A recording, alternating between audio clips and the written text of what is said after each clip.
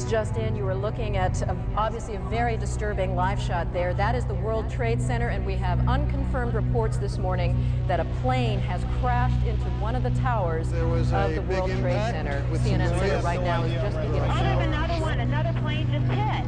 Right? Oh my God! Another plane. Blowing right now. You got people running up the street.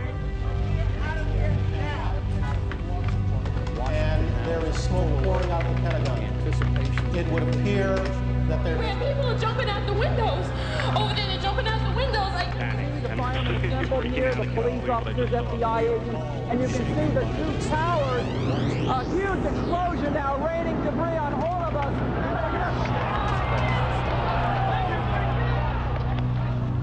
Another plane has crashed, this one about 80 miles south of Pittsburgh.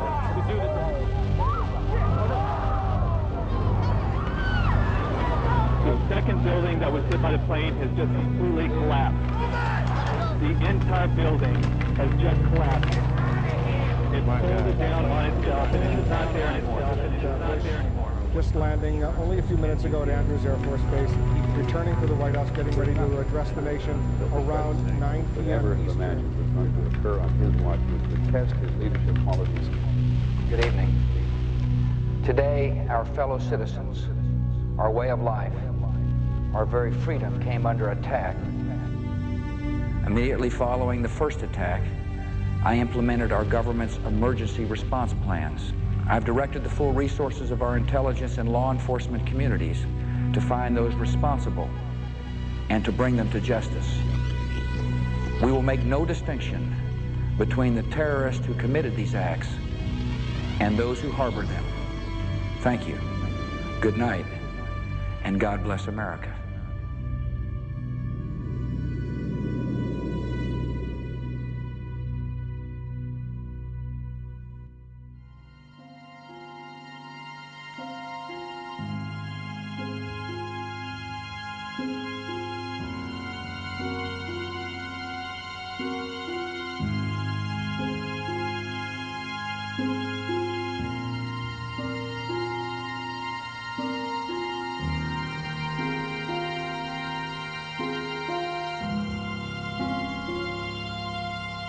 My name is Laurie Van Auken. My husband, Kenneth Van Auken, was killed on September 11th at the World Trade Center. He was on the 105th floor of the North Tower, which was the first building that was hit and the second building to collapse. My name is Patricia Casaza. I lost my husband, John Casaza. He worked for Cantor Fitzgerald on the 104th floor of the first tower. My name is Mindy Kleinberg, and I lost my husband, Alan. He worked for Cantor Fitzgerald on the 104th floor of the North Tower. I got a message from him on the morning of September 11th saying that, I love you, I'm in the World Trade Center, the building was hit by something, I don't know if I'm going to get out, but I love you very much and I hope I see you later, bye. And I didn't make it to the phone on time to speak with him. I tried calling him back, and I was never able to reach him, so I never spoke to him again. I was actually doing laundry when I got a call from my husband. And he had thought that a bomb had gone off in his building. And by the time he had called me, he had checked all those avenues and said that you know, the floor is already filling up with a thick black smoke, and I don't think we're going to make it. He said, you know, I love you, tell John that I love him, our son. On September 11th, 2001, 2,972 people from more than 80 countries were killed, leaving thousands of loved ones behind. While grieving continued for many, some began to move beyond their personal pain. My husband's service was in October, and then I think I went into angry mode, and that's when I started to question everything. I spent a lot of time on the computer. I started reading every single article that I could get my hands on. I mean, there was no sleeping at the beginning because We were grieving, it was hard to lay down. So I would spend all night just researching. I want to meet with the NSA, CIA, and the FBI together in one room. Out of the many who were researching on their own, 4 widowed mothers found each other. New Jersey residents Mindy Kleinberg, Patty Casaza, Lori Van Auken, along with Kristen Breitweiser, became known as the Jersey Girls. We became friends and like-minded. We all had questions. We all had questions, and we wanted answers. At the top of the family's growing list of questions, why had the U.S. military defenses failed to stop any of the 4 hijacked planes? The FAA alerted U.S. air defense units of a possible hijacking at 8:38 Tuesday morning. The last plane was reported to have crashed in Pennsylvania just after 10 a.m. That's almost 2 hours, you know, where planes were flying around the skies of the United States with no military response. Coming across an article in a Canadian paper, the Jersey widows learned it had been a routine for NORAD, the military apparatus in charge of air defense, to scramble fighters to intercept planes during suspected emergencies. Fatal accident involving a Learjet flying. The women recalled one such incident that was heavily reported in 1999. Just 25 minutes into the flight, controllers lost radio contact with the pilots, and an Air Force F-16 on a training mission was sent to take a look. Ultimately, 6 military jets gave chase. The plane was tracked by the FAA on radar. At high levels, the military, even the White House, discussed what to do. Tell me what the difference was between those times and the day of September 11th. They wondered about the lack of immediate response by the president and his Secret Service detail. President Bush was in a Florida elementary school classroom that morning, where he sat for more than 7 minutes after being informed of the second attack.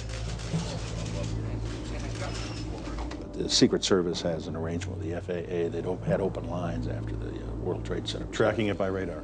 And under these circumstances, they just move. They don't say, sir, or ask politely. They came in and said, sir, we have to leave immediately. And it grabbed me and literally grabbed you and moved you? Yeah. Immediately following the first attack, I implemented our government's emergency response plans. If people fell down on the jobs by not informing those who were in leadership positions, who had the power to do something, why were we not looking at what our protocols were there so that we could fix it going forward?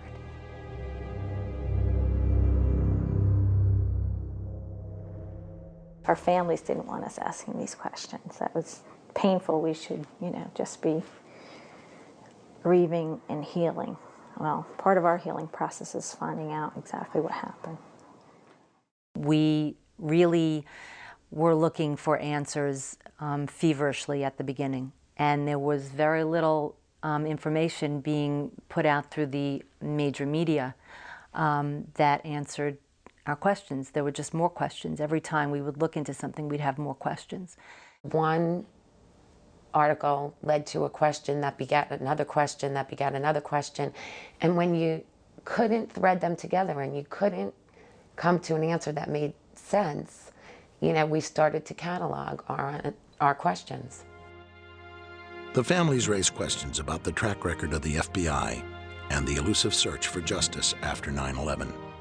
I've directed the full resources of our intelligence and law enforcement communities to find those responsible and to bring them to justice.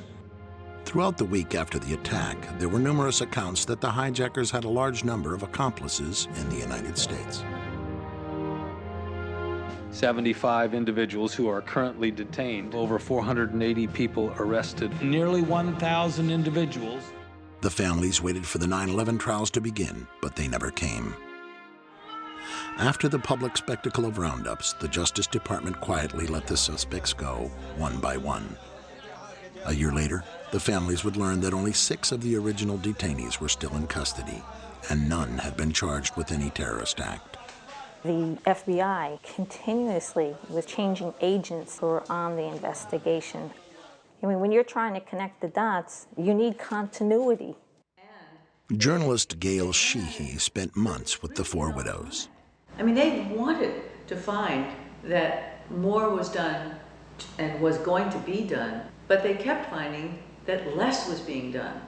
We printed articles, copied them.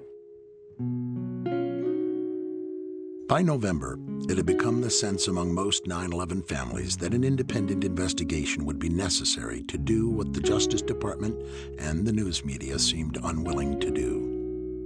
We felt that the country was at risk from terrorists and from incompetence, and maybe worse.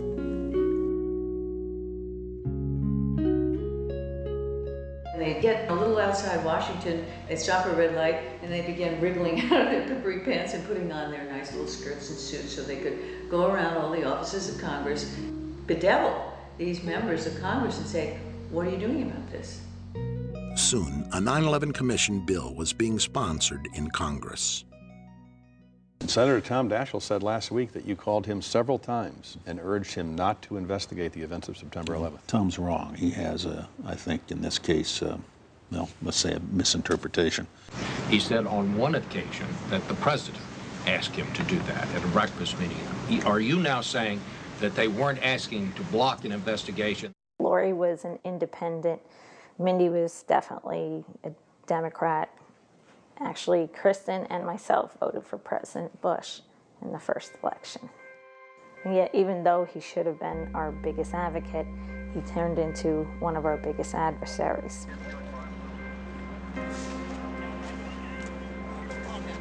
We still don't know what happened in those buildings.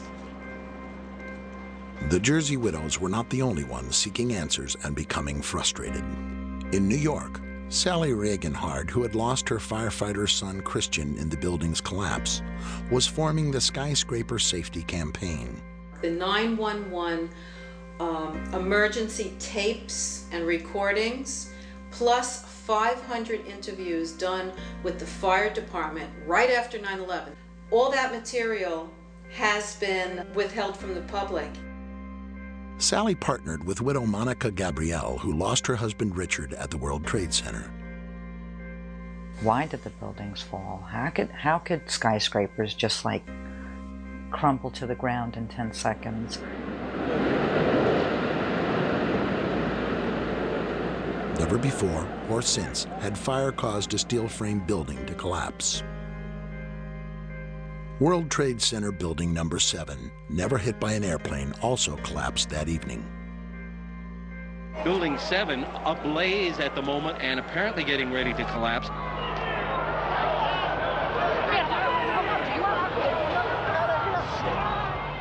The largest structural collapse in world history, the largest loss of life on American soil since the Civil War, and not one governmental or elected official wanted to know why and how this happened.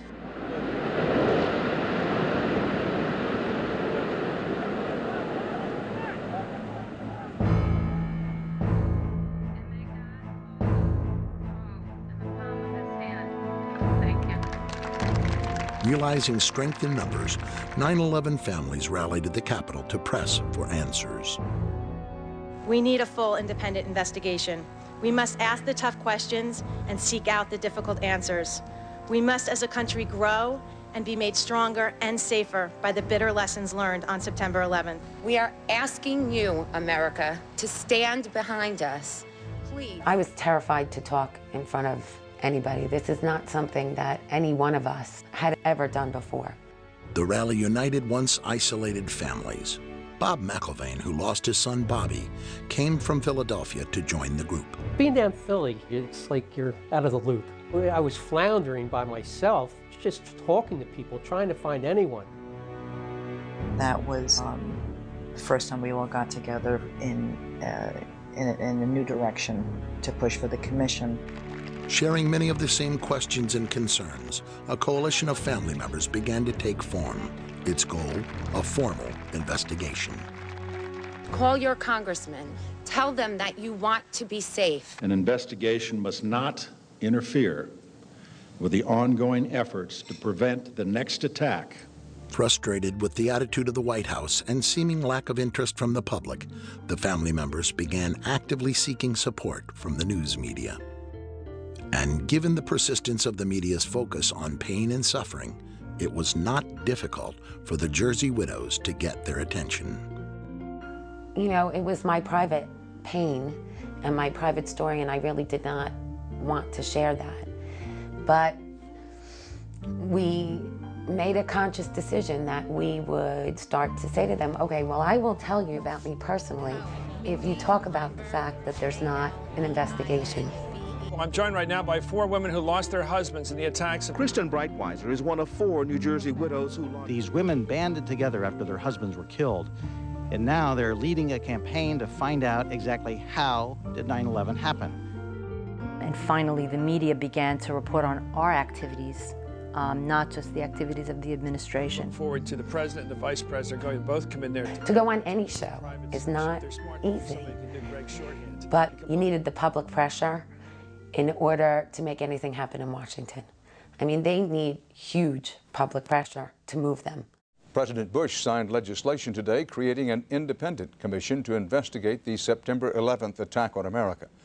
Buckling under pressure, the White House was finally agreeing to a deal. But in a stunning series of revelations, it soon appeared that the White House was stacking the odds against an investigation it had not wanted in the first place. The president named a supporter, Dr. Henry Kissinger, Secretary of State in the Nixon and Ford administrations, to head the panel. He has a penchant for secrecy, which is not what's needed here. There are questions about his role in Vietnam, his role in the coup in Chile. Several family members approached Kissinger and requested a meeting at his office in New York. Prior to the meeting, Kristen Breitweiser conducted a thorough investigation of Kissinger's potential conflicts of interest. Probably much to the chagrin of some of the people in the room, Lori asked some very pointed questions. Would you have any Saudi American clients that you would like to tell us about? And he was very uncomfortable, kind of twisting and turning on the couch. And then she asked whether he had any clients by the name of bin Laden. And he just about fell off his couch. Former Secretary of State Henry Kissinger stepped down from the position Friday. We thought the meeting went well. I wouldn't want to be in the way of some of these families. I mean, they're... Kissinger was soon replaced by Tom Keene, a former New Jersey governor, and former Congressman Lee Hamilton, who had chaired the House Intelligence Committee. The remaining 8 commissioners were all former D.C. insiders and lawyers, evenly split between Republicans and Democrats. Remember, in the 90s, they spent $100 million investigating Clinton's sexual exploits. $100 million. And they first allocated only $3 million to investigate the murder of 3,000 people. The budget was eventually raised to $14 million, but the investigation was also given less time than they had wanted, a year and a half. To monitor the commission, leading victim relatives established the Family Steering Committee. The group provided the commissioners with hundreds of well-researched questions for which they expected answers.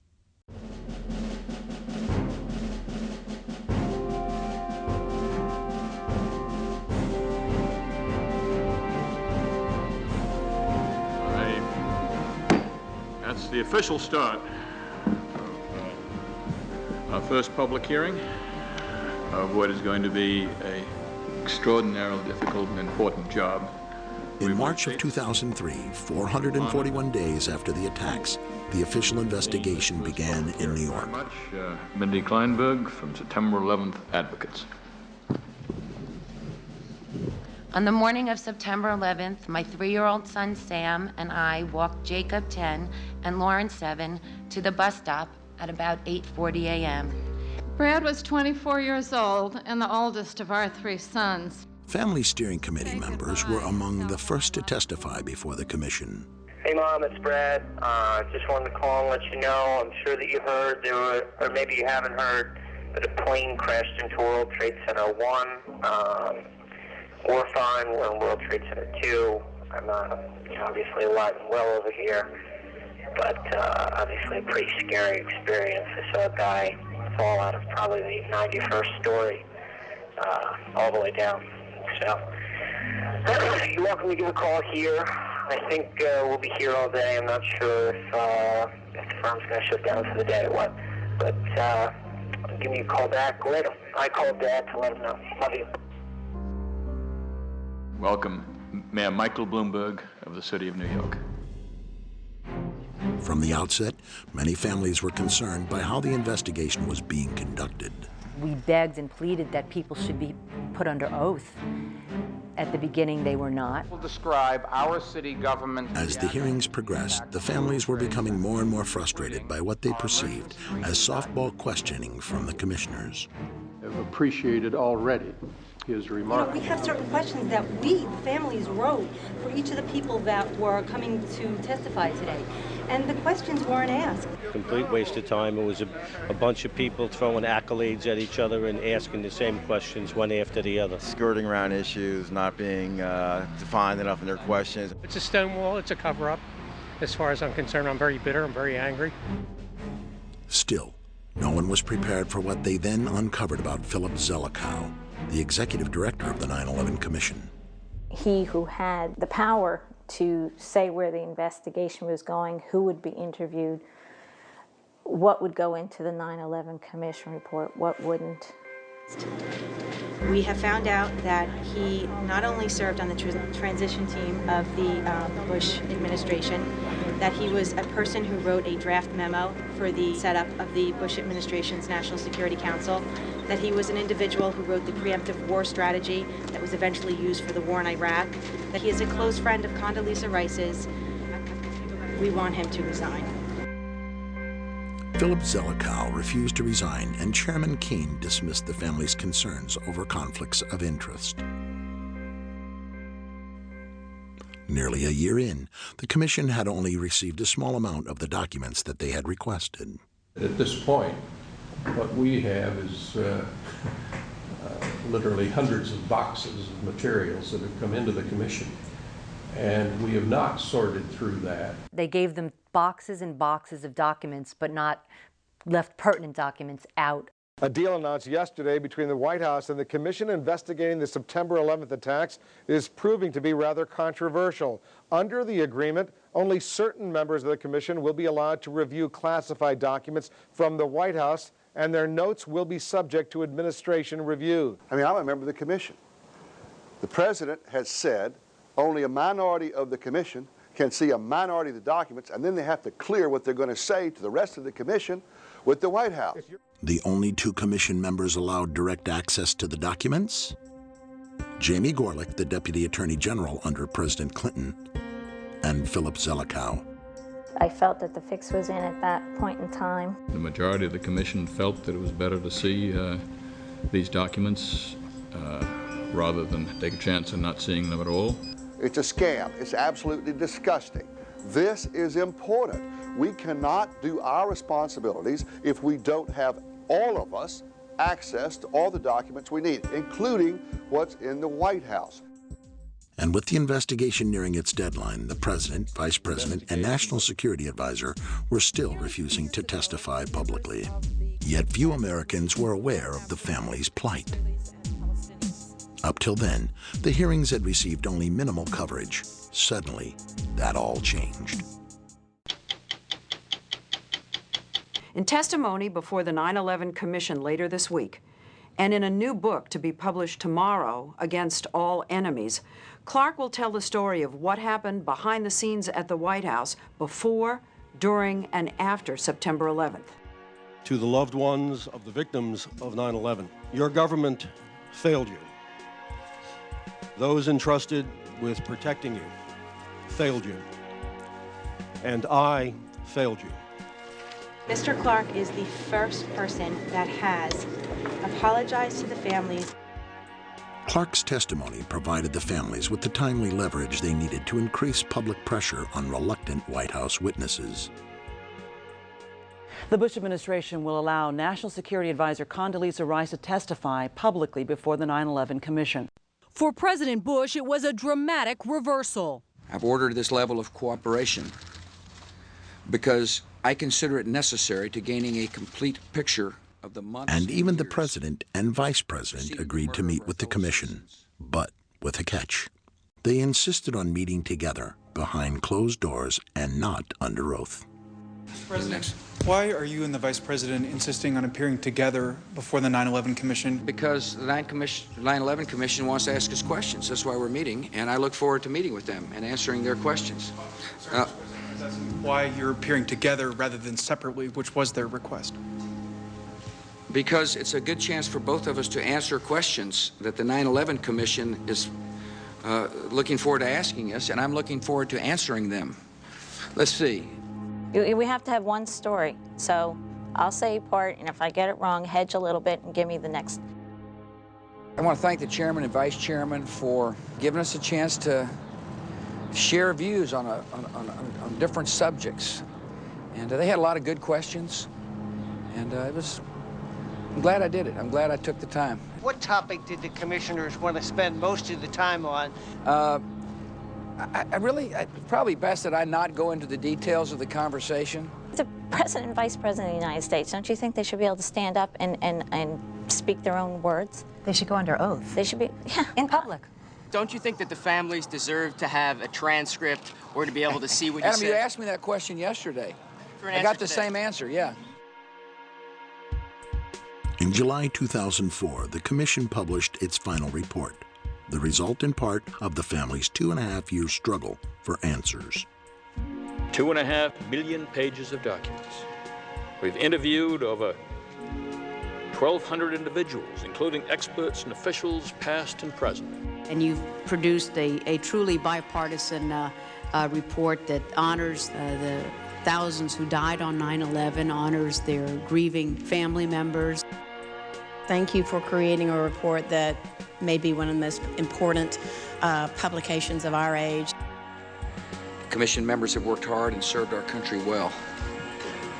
I speak for all Americans in thanking them for their fine work. We, waited for the report to come out and were hopeful. I was always hopeful that we would get a report that answered my questions. However, the Commission report failed to meet many of the family's expectations and concluded that 9/11 was merely a failure of imagination. The percentage of the questions that got answered was very, very low. I'd say maybe 30% got touched upon, 70% didn't. The stuff that's included is the stuff that they really didn't have too much choice in including because they knew what we knew. You can do an investigation, and if you don't really want to research an area, you just don't look at it. If you don't ask them all the questions or you don't let them tell you the whole story, then you could write a report based on half truths.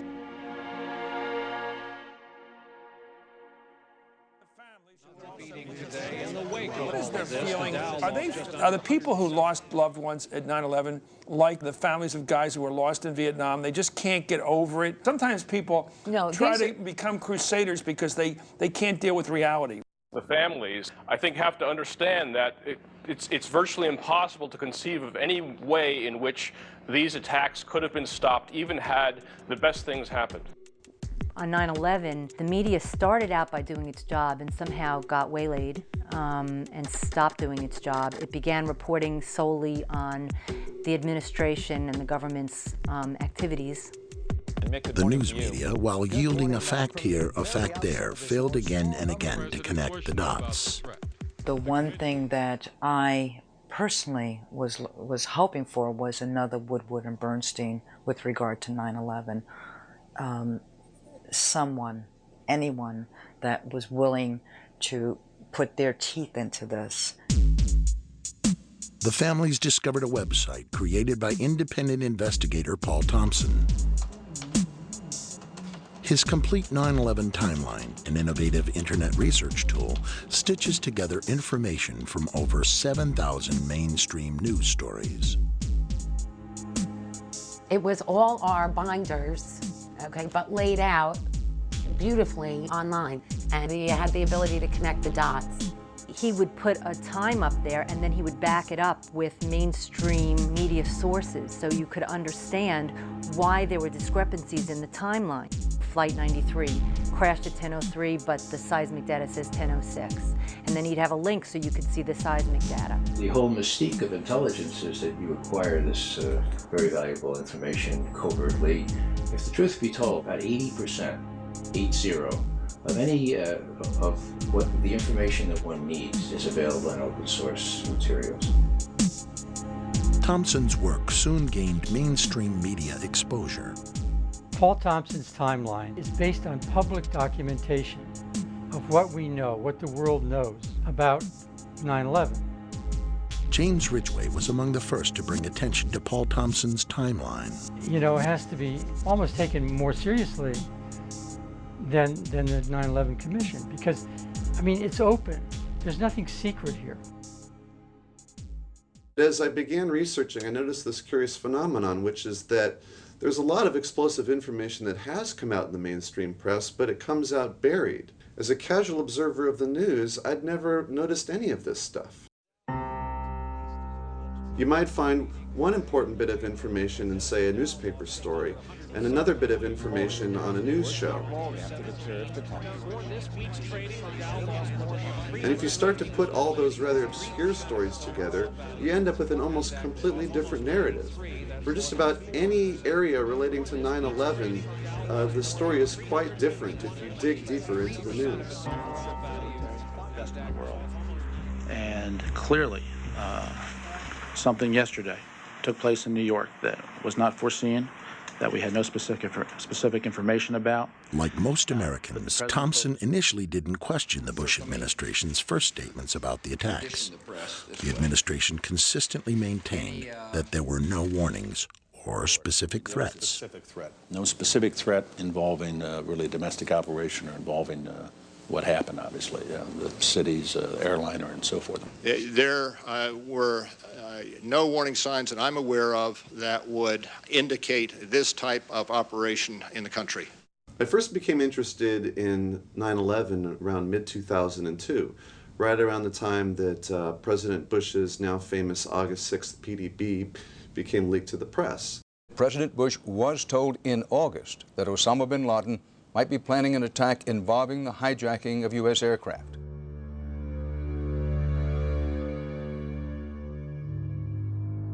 Dan, it was a revelation that the White House had no intention of making public, and officials spent the entire day in full damage control. I don't think anybody could have predicted that they would try to use an airplane as a missile, a hijacked airplane as a missile. Nobody in our government, at least, and I don't think the prior government that could envision flying airplanes into buildings on such a massive scale. His interest peaked. Thompson began to search for news stories that might help him determine exactly how aware the White House had been of al-Qaeda's desire to use planes as weapons.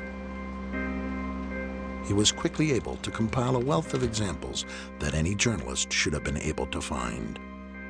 One of the earliest dates back to 1995. It was codenamed Operation Bojinka, a terrorist plot to use commercial planes to attack U.S. targets. Ramzi Youssef, the bomb maker responsible for the 1993 World Trade Center bombing, had fled to the Philippines, where police discovered his bomb factory. Youssef again escaped, but his accomplice was arrested and spilled the chilling plot. Operation Bojinka, a plan to blow up multiple airliners over the Pacific, was heavily reported, but Thompson noted most journalists failed to mention the second aspect of the plot. Only CNN International dug deeper into this story. In confidential documents from the Philippines obtained by CNN, the plan was clear. He will board any American commercial aircraft, control its cockpit, and dive it at the CIA headquarters. Other buildings targeted the Pentagon and the World Trade Center. And the FBI, using the Philippine documents, did check the 4 flight schools named there, but found no evidence of any other planned terror attacks. Only NBC reported a stunning confession by a man allegedly trained by bin Laden. It was over a year before 9/11, a Pakistani-British man told the FBI an incredible tale, that he'd been trained by followers of Osama bin Laden to hijack airplanes, and he confessed he was now in America to carry out an attack. Khan was recruited into al-Qaeda at a British mosque, then flown to Lahore, Pakistan for hijack training in a Mach 767 cockpit before being sent to America, where he was told he would hijack a plane from JFK and fly it into a building. I told him before the 9/11 about more than a year, we hijacking in America airline. Khan claims he got cold feet.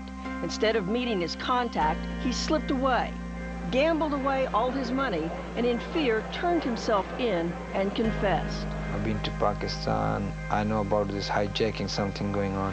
NBC News has learned Khan passed not one, but 2 polygraphs.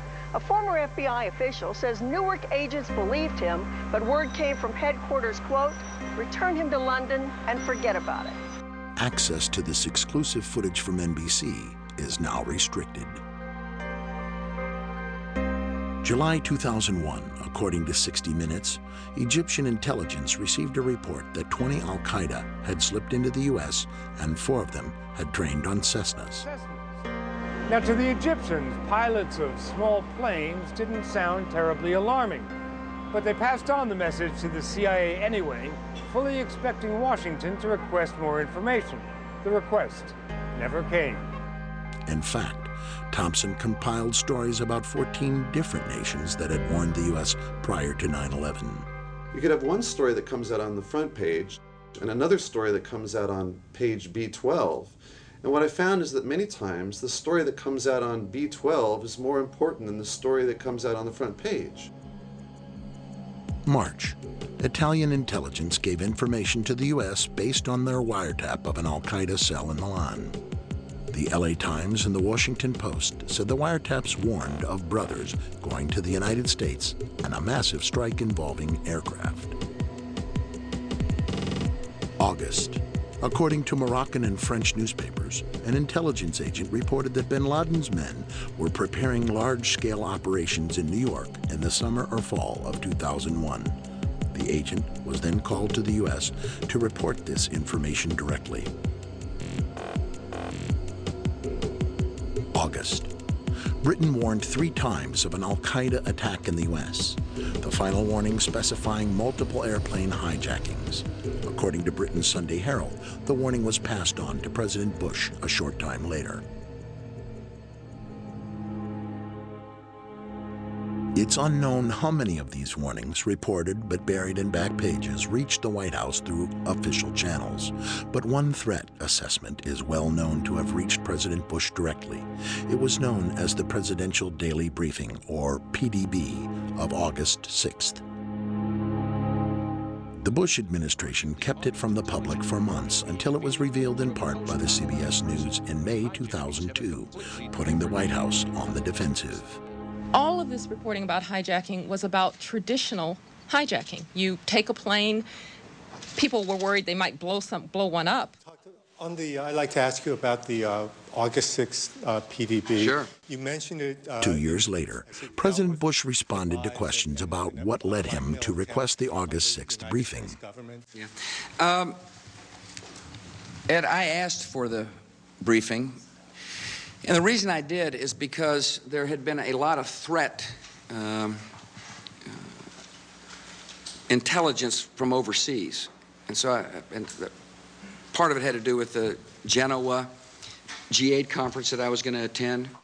8 of the world's most powerful leaders gathered here to discuss global problems, and yet the threat of violence means they're having to keep the world at bay.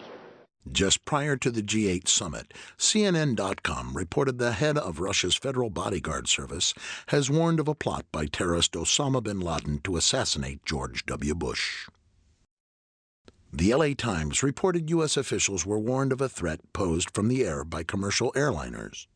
It's terrorists as well as protesters the Italian government fears, so anti-aircraft batteries were on standby at the airport.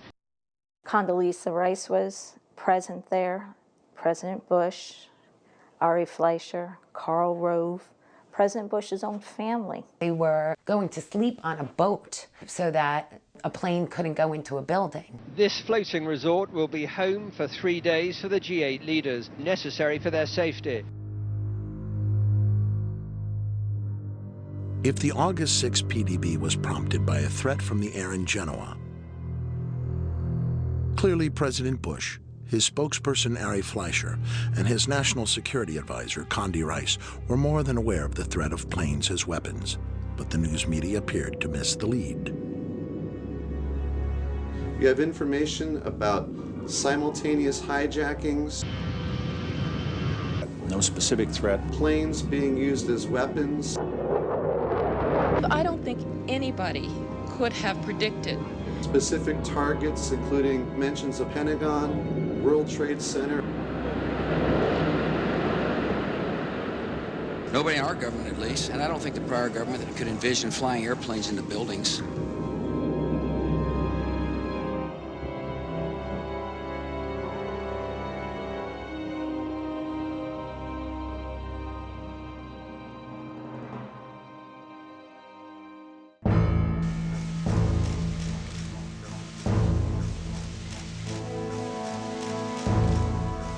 Dr. Rice, would you please rise and raise your right hand? You swear or affirm to tell the truth, the whole truth, and nothing but the truth.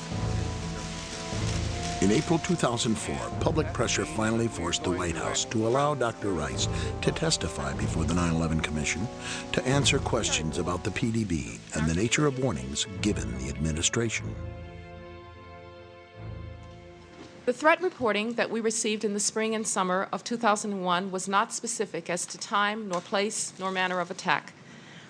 Almost all of the reports focused on al-Qaeda activities outside the United States. This sat in stark contrast to the warnings well documented in Thompson's timeline. What the August 6th PDB said, and perhaps I should read it to you. We would be happy to have it declassified in full. When she was testifying, one Ben Venice was really trying to get into the nitty-gritty. Did you tell the president at any time prior to August 6th of the existence of al-Qaeda cells in the United States? First, let me just make certain. If you could just answer that question, first, because I only have a very limited... I understand, Commissioner, but it's Did you tell the important president? that I also address... It wasn't like a trial. You couldn't grill these people till you got the answer. I really don't remember, Commissioner, whether I discussed this with the president. Just let me move on, if I may. There were no specifics. And what about August 6th? What did August 6th memo say? And then she would start going off. It was historical information based on old reporting. There was no new threat information, and it did not, in fact, warn of any coming attacks inside the United States. And what was the title of the memo? I believe the title was Bin Laden Determined to Attack Inside the United States. Now, the PDB... 2 weeks later, the White House finally declassified the PDB. There's lots of examples where it's a domestic threat. Bin Laden told followers he wanted to retaliate in Washington. You know, Bin Laden was planning to exploit the operatives' access to the U.S. to mount a terrorist strike. Abu Zubaydah was planning his own U.S. attack. Less FBI information since that time indicates patterns of suspicious activity in this country consistent with preparations for hijackings or other types of attacks, including recent surveillance of federal buildings in New York. That's present tense and domestic. Ari Fleischer came out right after September 11th and said there were no warnings. I watched him tell me there were no warnings, okay? I want to know why nobody has gone back and said, what did he mean? Howard Dean recently seemed to muse aloud whether you had advanced knowledge of 9/11. Yeah. Look, there's time for politics. And, you know, it's time for politics, and it's an absurd insinuation. The press has reported this one and that one, but they haven't really put it all together and said, God, how many different warnings did you get? How many different ways was this information coming at you? And why wasn't anything done about all these warnings? Why is the Attorney General of the United States doing all his air travel by specially chartered jet? The Justice Department cited what it called a threat assessment by the FBI and said Ashcroft has been advised to travel only by private jet for the remainder of his term. And on the night before the attacks, the president may have slept more soundly, knowing surface-to-air missiles were placed on the roof of the Sarasota, Florida resort where he was staying. Not a typical security procedure at the time. That same night, quote, A particularly urgent warning may have been received, causing some top Pentagon brass to cancel their scheduled flights the morning of 9/11. Why that same information was not available to the 266 people who died aboard the 4 hijacked aircraft may become a hot topic on the Hill. It never did. We took an oath not to talk about during the campaign, I think correctly so, to increase the capacity of that commission's report to be heard by the People's Congress. Now it's beyond the campaign, so the promise I had to keep this out of the campaign is over. Mr. President, you knew they were in the United States. You were warned by the CIA. You knew in July they were inside the United States. You were told again by briefing officers in August that it was a dire threat. Didn't do anything to harden our border security, didn't do anything to harden airport security, didn't do anything to engage local law enforcement, didn't do anything to round up INS and consular offices and say we have to shut this down, and didn't warn the American people. What did you do? Nothing, so far as we can see.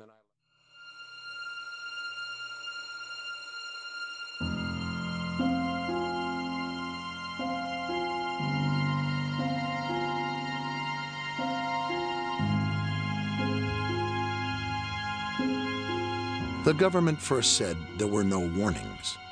There were. Then the White House insisted the warnings were not specific as to where, when, or how. The 9/11 families and the timeline connected the dots where the media didn't. There were many warnings. Most were detailed, some were urgent, and yet little or no defensive action was taken by responsible officials, except for their own personal protection. The public was better informed in the summer of 2001. Lives would have been saved. Maybe the attacks wouldn't have been prevented. Lives would have been saved. My husband was in Tower 2. If he knew that it was a terrorist attack, he wouldn't have stayed in the building. When they were told that the building was secure and to stay at their desk, maybe they would have left. Maybe, those who thought that the first attack was an errant plane would have thought differently and responded differently. But again, we weren't given the information to make any of these decisions for ourselves. Even as the first tower burned on every channel that morning, no one on the federal level who had received warnings all summer called New York to order an evacuation of Tower 2. No one ordered fighters to perform any timely defensive action against the remaining hijacked planes. No one responded adequately to the crisis. It has been said that the intelligence agencies have to be right 100% of the time, and the terrorists only have to get lucky once. This explanation for the devastating attacks of September 11th, simple on its face, is wrong in its value. Because the 9/11 terrorists were not just lucky once. They were lucky over and over again. When you have this repeated pattern of broken protocols, broken laws, broken communication, one cannot still call it luck. If at some point we don't look to hold the individuals accountable for not doing their jobs properly, then how can we ever expect for terrorists to not get lucky again?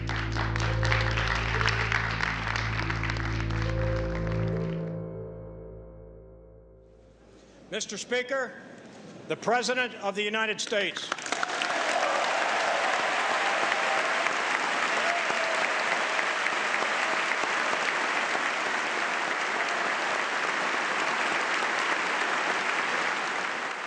On September the 11th, enemies of freedom committed an act of war against our country.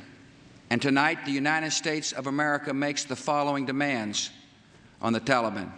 Deliver to United States authorities all the leaders of al-Qaeda who hide in your land. The Taliban must act and act immediately. They will hand over the terrorists, or they will share in their fate.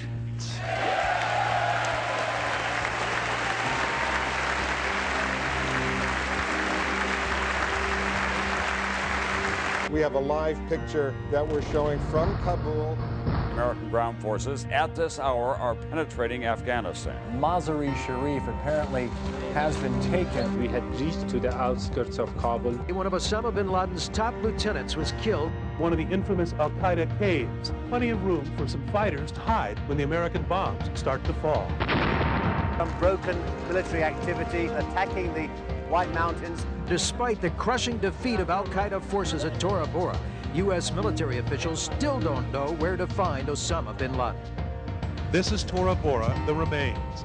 The rest of the Afghan fighters are headed home. The caves of Tora Bora conquered, a terrorist shelter, now just a hole in the ground. The distinguished interim leader of a liberated Afghanistan, Chairman Hamid Karzai.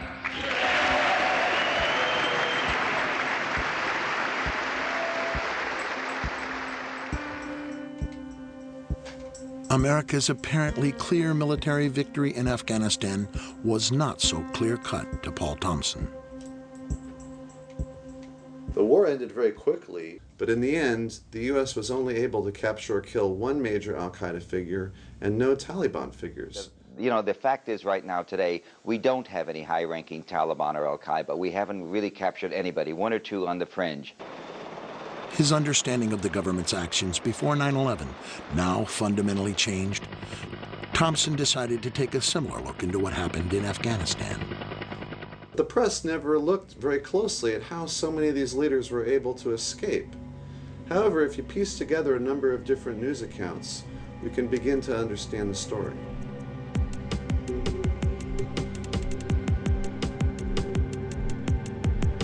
Early November, the London Times reported bin Laden's closest advisors all escaped in a late-night convoy from the Afghan capital of Kabul.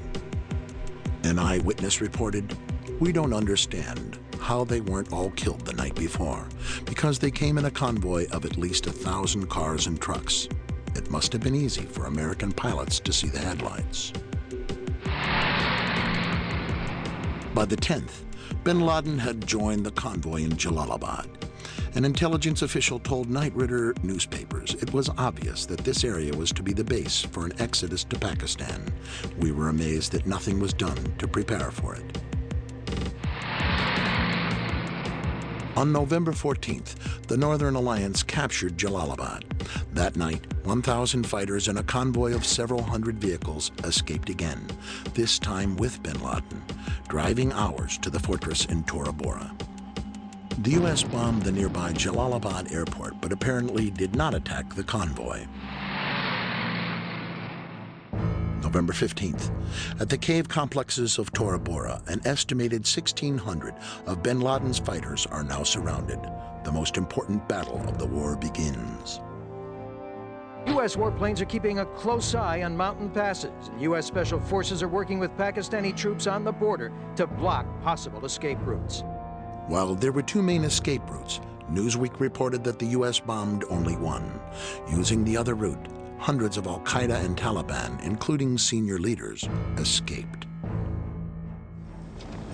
In the wake of the attacks, eyewitnesses told Britain's The Daily Telegraph that they were shocked that the U.S. had surrounded Tora Bora only on 3 sides.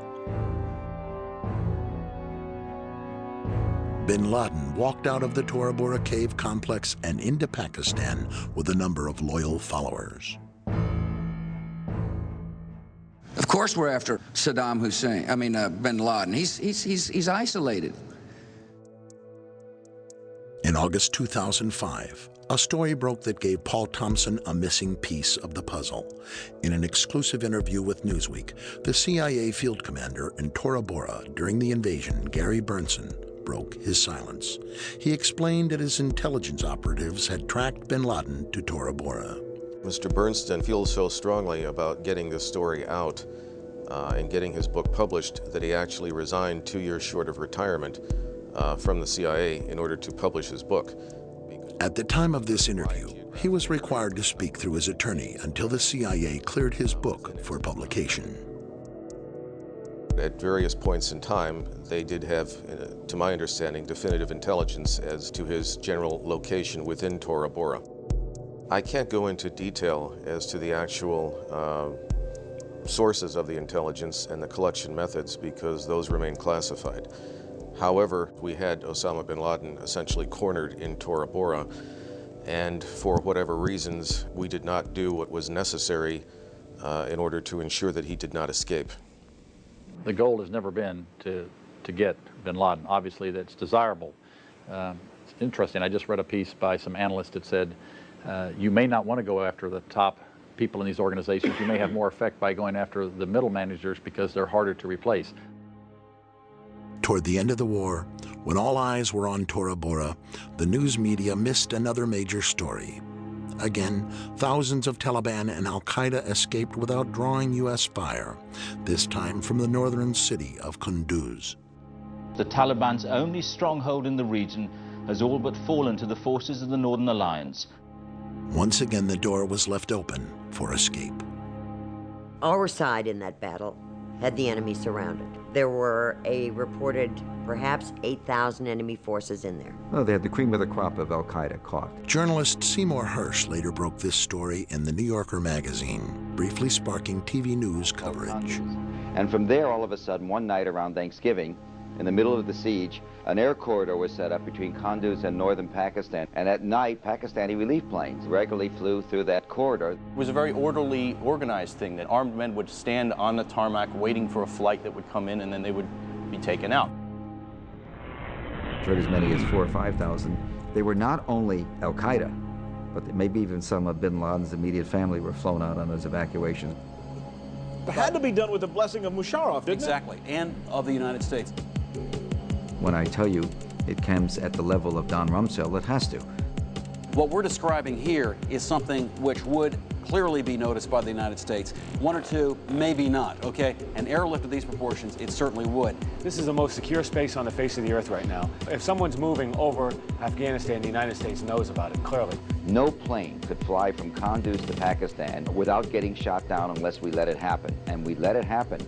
And I think there's just no other way to explain it. My take on it basically is the fact that there is some sort of a deal in place between the government of Pakistan and the United States.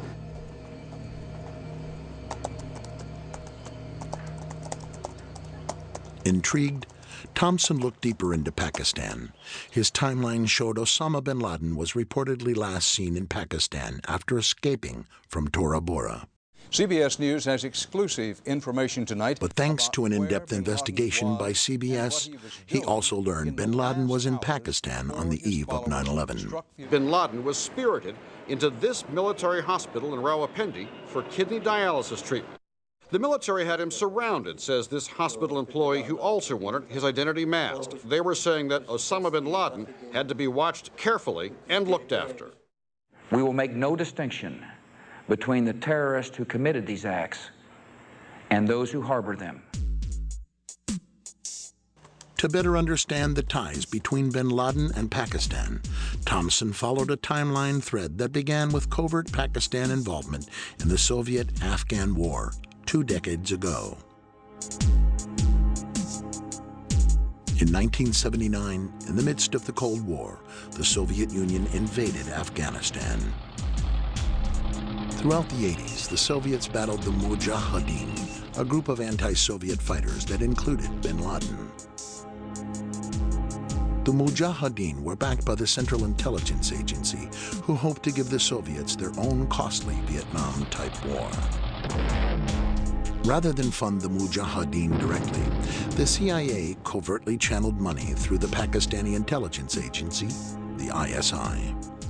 The Washington Post has published some of the definitive accounts of the conflicts. They helped create bin Laden and the roots of al-Qaeda during the Russian occupation of Afghanistan, when the American CIA and the intelligence services of Pakistan and Saudi Arabia created this group of people to fight the Russians in Afghanistan.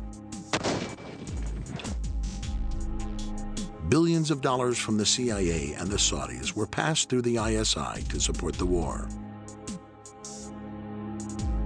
The strategy worked, and the Soviets were defeated.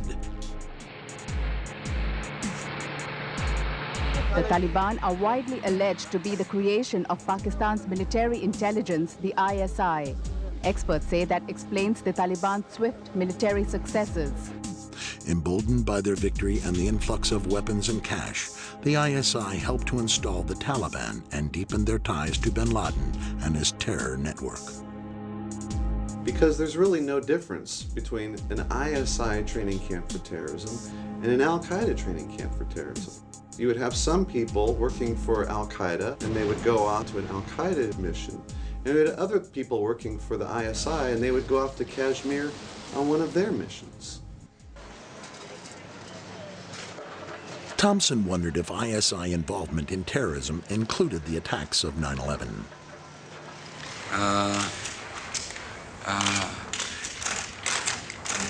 We will give the Pakistani government a chance to cooperate and to participate as we hunt down those people who committed this unbelievable, despicable act on America. What I am told by senior administration officials is the Pakistani government has promised to, quote, fully cooperate. The dictator of Pakistan, General Musharraf, came forward. Within days of the attacks, Pakistan was hailed as a major ally in the new war on terror. The White House seemed confident that al-Qaeda alone was behind 9/11. Will you release publicly a white paper which links him and his organization to this attack to put people at ease? We are hard at work bringing all the information together, intelligence information, law enforcement information, and I think in the near future we'll be able to put out a paper, a document that will describe quite clearly the evidence that we have. No, I think that there was just a misinterpretation of the exact words the Secretary used on the Sunday shows. I'm not aware of anybody who said white paper, and the Secretary didn't say anything about a white paper yesterday. You know, you're talking about actions in other parts of the world, and certainly you want the support of as many people around the world as possible. You know, I guess it seems as though you're asking everyone to trust you. I mean, logic tells you they couldn't have done it alone. This was a sophisticated plot. Bin Laden was not capable of doing this by himself and his group. So who was capable? Obviously, there has to be much more of an investigation in Pakistan. But on October 1st, the FBI discovered evidence linking the alleged hijackers and al-Qaeda by following a money trail that ended at Mohammed Atta in Florida. Suspected hijacker Mohammed Atta received wire transfers via Pakistan and then distributed the cash via money orders bought here in Florida. A senior law enforcement source tells CNN the man sending the money to Atta is believed to be Ahmed Umar Saeed Sheikh. He reportedly is controlling certain aspects of the financial transactions of the Al-Qaeda network. Once a standout student at the London School of Economics, the British-born son of Pakistani parents speaks 5 languages. The story made news in every major newspaper. With 9/11 paymaster identified as an alleged al-Qaeda moneyman, it seemed that the U.S. finally had its proof that al-Qaeda was involved. The U.S. war on terror could now move ahead. But what most of his post-9/11 reports about Omar Saeed Sheikh had failed to mention was that at the same time Sheikh dropped out of the London School of Economics to presumably join al-Qaeda. He had also joined the ISI. Arresting officer A.K. Jain says, under questioning, Omar Sheikh admitted he was supported by the Pakistan government's intelligence service, the ISI. He had told me that. He admitted to you? Oh, yes. And after his release, it was very clear that he was provided protection and safe haven in Pakistan with the direct support, with the knowledge, and obviously with the connivance of the Pakistani intelligence. Only 2 days after the invasion of Afghanistan, the Times of India reported the FBI discovered credible evidence that $100,000 was wired to alleged hijacker Mohammed Atta by 9/11 paymaster Omar Saeed Sheikh on the orders of the ISI director, Lieutenant General Mahmoud Ahmed.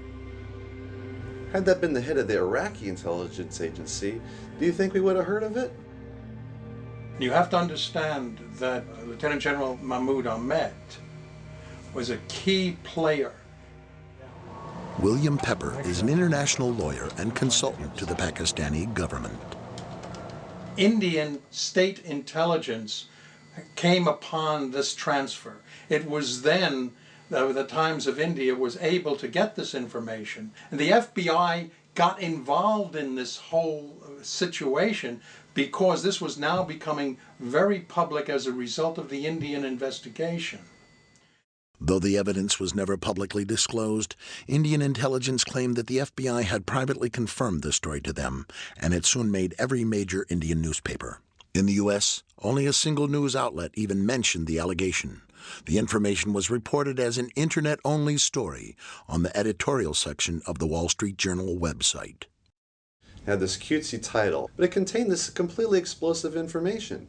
After the Times of India story broke, Paymaster Omar Saeed Sheikh was no longer the apparent proof that al-Qaeda was the sole sponsor of the attacks. Instead, Saeed Sheikh, acting on the orders of the ISI, appeared to be the smoking gun of Pakistani involvement in 9/11. And instantly, within that day, basically, Saeed Sheikh becomes persona non grata. And then a whole bunch of other people are put forth as the paymaster. Over the next several months, authorities began confusing the news media with a bewildering variety of alternate names for the paymaster, each sounding similar to Omar Saeed Sheikh. No, it's this guy. No, it's this guy. They keep changing the story about who the guy is, and it becomes hard to keep track. By the one-year anniversary of 9/11, Newsweek had concluded that the paymaster remains almost a total mystery. The 9/11 Commission would ultimately conclude that the question of who financed the attacks is of little practical significance. And in my opinion, it seems to be a bunch of smoke and mirrors to try to really hide the fact that there's money coming from the ISI going to the hijackers.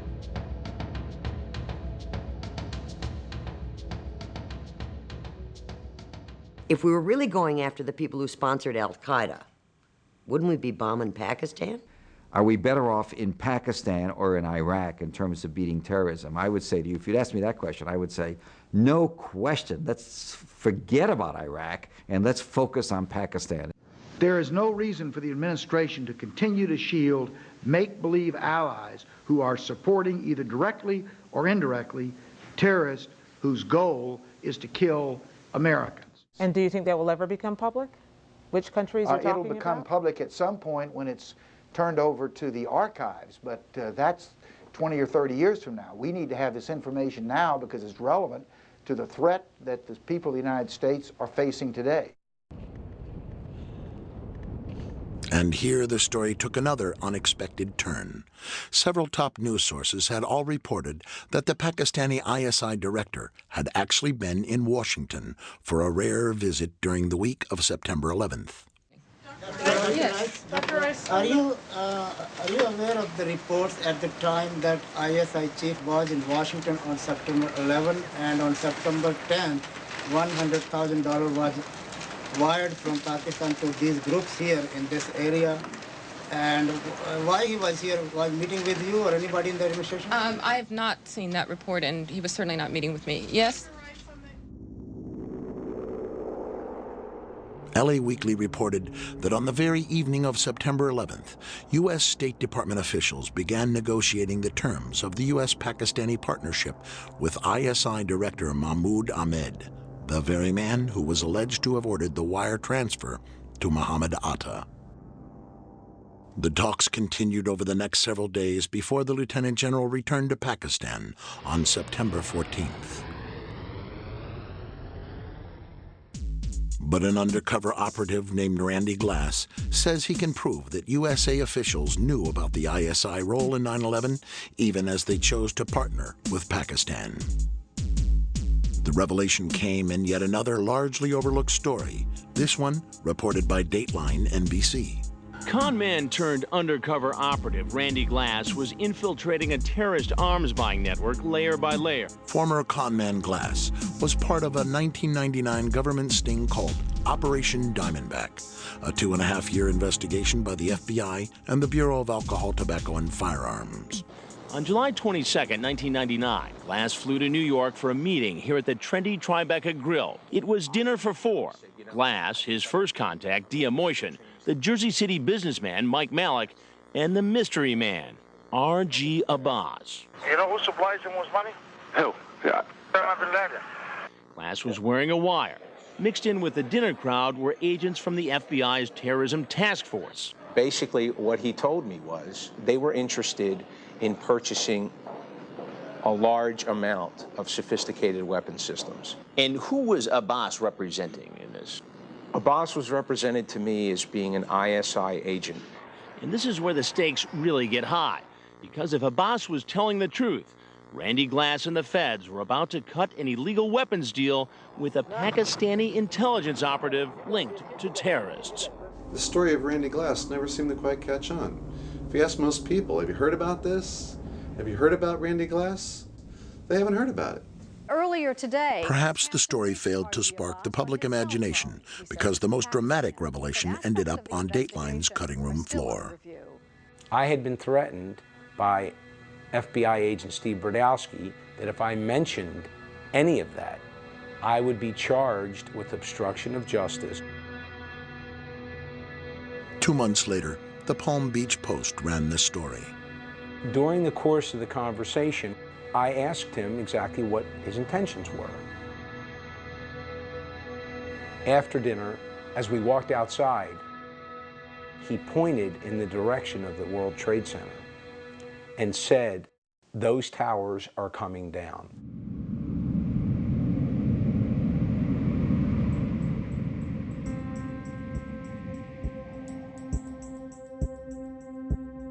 I'm not suggesting from this that Pakistan is the quote-unquote solution to 9/11, because it's not. Pakistan is one part in a very complicated story. But the question to me is, who else was involved with Al-Qaeda? Was Al-Qaeda used as a tool? Just as in the 1980s, the Mujahideen were basically used by the US government.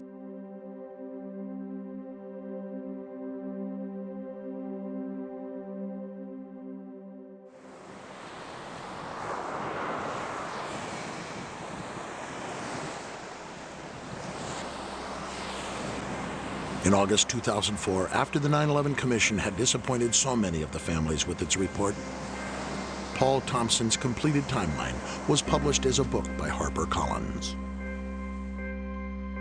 The recurring themes of Paul Thompson's timeline are clear: no accountability, few answers, and many missed leads. The sponsors of the attack yet to be confronted. Is the fact that there is some sort of a deal in place between the government of Pakistan and the United States.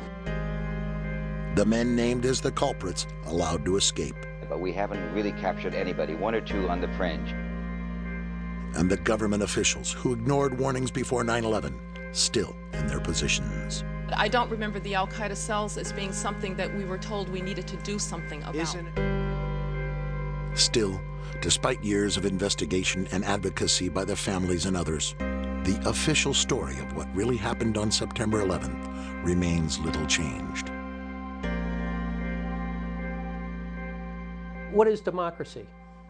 You know, it's government by the people. It's a simple equation, okay? The biggest part of democracy is the media.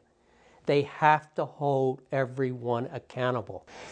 You know, it would be impossible as a citizen to be up and informed on every single topic, because it took us thousands of hours of research in order to be informed enough to ask the right questions here. And that's where you need media, because you know what? Somebody has to be out there connecting the dots. And we don't have that. Good morning, everyone. Thank you very much, Diane and Charlie. Please don't go away, because I think news reporting has drastically changed since 9/11. Rebecca Abrams, an assignment editor with ABC News. The reporting now, there is always use of caution in how we cover a story. For those tuning to the internet rather than network news, online buzz about President Bush in the Florida classroom had started within weeks of the attacks. But most Americans remained unaware. For nearly 3 years, the footage gathered dust on newsroom shelves as the networks avoided the issue in their anniversary retrospectives. ABC News is going to be with you all day long, bringing you the events of the day, starting with the memorial here. They seemed to go out of their way to avoid exposing the president's lack of response. The president thought for second or two about getting up and walking out of the room, but the drill was coming to a close and he didn't want to alarm the children. Instead, Bush pauses, thanks the children. Thank you all so very much for showing me your reading skills. And heads for the empty classroom next door. This is Michael Moore. Finally, into the void created by the news media glossing over the discomforting issues came filmmaker Michael Moore with his record-breaking film, Fahrenheit 9/11. Sharply critical of the administration, the film sparked controversy and fiery attacks on Moore himself, including during prime time at the Republican National Convention. Please, my friends. Certainly not a disingenuous filmmaker. Why had it been left to McCain's disingenuous filmmaker to bring these questions to the American public? Fahrenheit 9/11, which is based a lot on our reports at BBC television on my book. ABC News has free access to everything we do at BBC television. We say, go ahead, run it. Run the story. You don't like the way Michael Moore does it? You think it's too polemical or biased? Fine. Run the hard news, buddy. It's on AP, it's Bulletin Crash. We are every day kicking and screaming in the newsroom, trying to get stories out. But we could do a story and it might not make air. You have someone from the corporation making the editorial decisions. These are not journalists. Another reaction from the administration now, and again, not exactly... With the stifling of dissent on the rise in America after 9/11, the tough questions were not asked, much less answered. You know, there was a time in South Africa that people would put flaming tires around people's necks if they dissented. And in some ways, the fear is that you'll be necklaced here. You'll have a flaming tire of lack of patriotism put around your neck. Now, it's that fear that keeps journalists from asking the toughest of the tough questions. So all this information keeps popping out here and there, but what happens is that no one wants to take the ball and run with it because all the information's there. If we could put it together and get it into the Washington Post as a 10-day series, and people are saying, unbelievable. The facts were dribbled out and over such an extended period of time that I think that effect was lost on the American public. The press should have been doing a better job of putting those conflicts, if you will, side by side in a cumulative report. But that's not the job of reporting. That's the job of editorial pages and politicians and others to make those kinds of judgments, and the public itself and the 9/11 relatives themselves to make those kinds of assertions. All we can do in our reporting is report facts. And we have reported those facts, and we have held those facts up against public statements at the time, which is why they know that that's what took place from our reporting.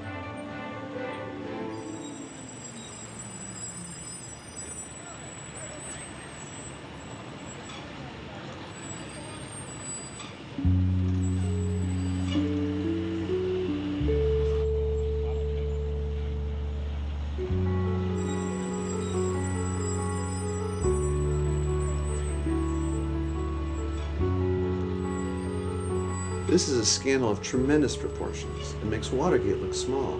But there's a strange lack of interest of people both on the left and on the right.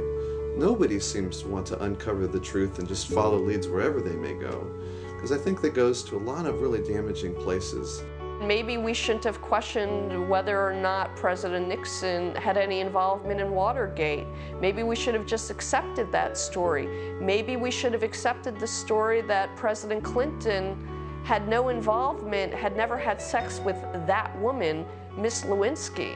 So just because it's the official story of record does not mean that we should not delve further and to see if really that is the actual story. Yes, they lied. They all lied. Whether consciously or unconsciously, it happened. Now we need to look into why they lied and what were the results of those lies. We can't have these wars, reorganize our way of life based on a false understanding of what 9/11 was. We have to go beyond the myth and get to the truth. We have to know. We have to. 9/11 was the biggest don't ask, don't tell. And if it wasn't for the families, we wouldn't have anything. And that's very frightening.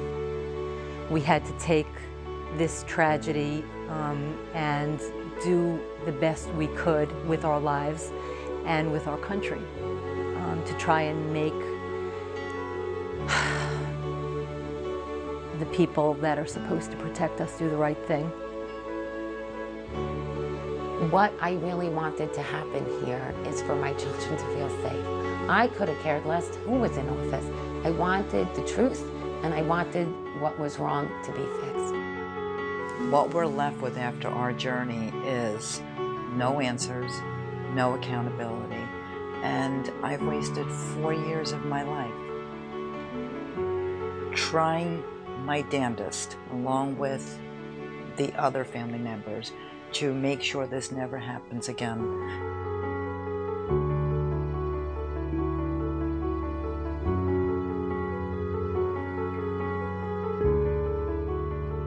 Let me just say something real quickly about my son, please. On the wall in his room, it said, "Knowledge is power." I am only doing this for one reason and one reason only, to carry on his legacy. I'm so pissed off at the American people. I'm so pissed off at this government because of this cover-up.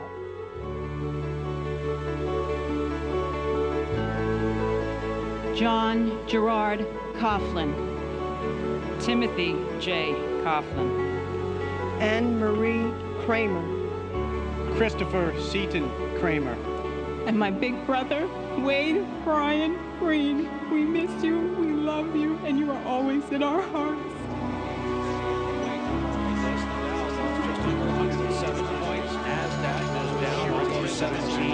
For this week's trading, the Dow lost more than 351 points. That's 3% of its overall value. NASDAQ was off almost 93. That's more than a 4% drop for the week. We'll take a break here.